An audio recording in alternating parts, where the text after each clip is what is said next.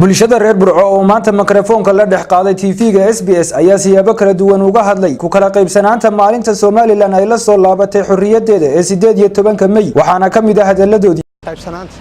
horta mid waxaan u soo jeedinaa xisbiga mucaaradka ee wadani baan leeyahay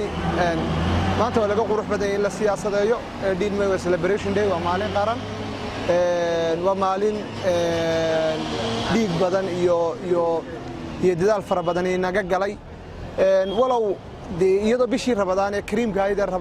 dhexdeedii inaga ku jirna aan la dabaaldegi karin sidaa darteed hadii la isla garto in laga dhigo 15 May wax ku jabani ma jiro muhiimadu waa in la xusaa laakiin in la siyaasadeeyo la yiraahdo Dean May baa la bedelay oo laga kaxeeyay Dean May-deedii ma qurux badna xisbiga mucaaradka ee wadani mala awal horaan uu xusi jirin maalmo ka dambeeyay Dean May la xusi jiray oo aan ahayn inta Dean May la xuso marka in hore loo soo mariyaa waxaan u malaynayaa in aanay wax dhib la ahayn maalin iyo lababa hore waa loo soo marin karaa iyo saddexba dadweynaha iyo shacbigana waxaan leeyahay hal laga daayo qalaanqalka iyo siyaasadda meel aanay ku jirin oo ah maalin la soo hormariyay 18 May oo dawladdu cudurdaar u sameysay oo tiri maadaama ay Ramadaan ku beegantay waxaan xusaynaa 15 May xuskeedii 18 May madaxweyne bedeli kar maayo xisbi mucaarad bedeli kar maayo waa maalin taariikhiya dastuurkan inoo jideynaya marka aan markii horeba xusi jirin inuu maanta wax weeye marka cudurdaar loo sameeyay la 15 in hore u soo dhigayna uu ka hadlaa waa arin aad loo yaabo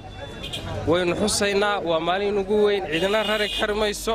hadii la doonayo wax laga bedelo dastuurka wax laga bedelo bay noqonaysaa Dean May oo jamhuuriyadda qaranka madaxweynuhu uu soo raray 15 May kulli fikir ahaan waxaan u aaminsanahay maadaama bil barakaysan aynu ku beeganahay oo bishii Ramadaan ay tahay issue-ga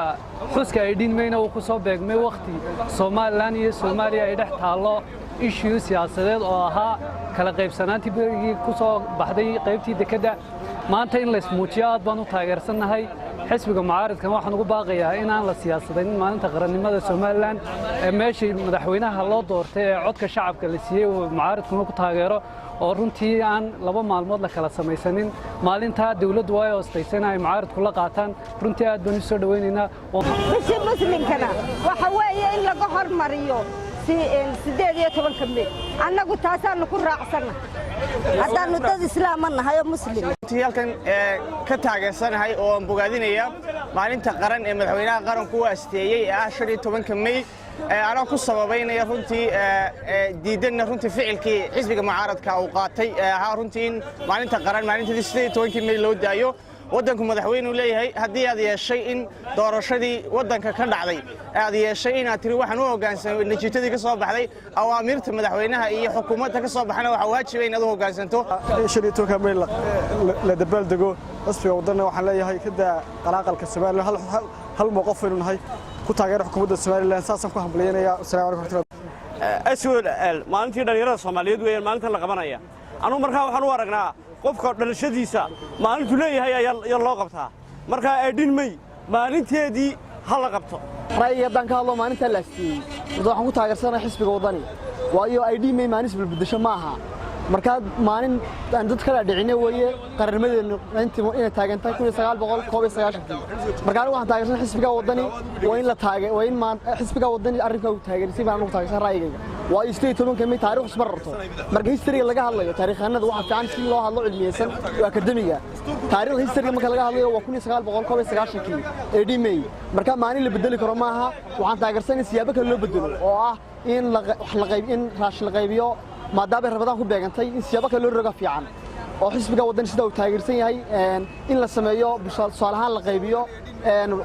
dadka danyarka wax loo qaybiyo in sidoo kale loo sameeyo bulshooyinka hoose in lacag urur qaadaan la sameeyo maadaama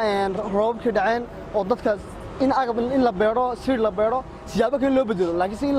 in la yiraahdo wax baa la rarayaa taariikhdu runtiis ma rarto ma jiraan wax dhaqdhaqaaq oo ka muuqda magaalada Burco kaasoo loogu diyaar garoobayo xuska 18 May Axmed Nuur Samraawi telefishinka caalamiga ee SBS magaalada Burco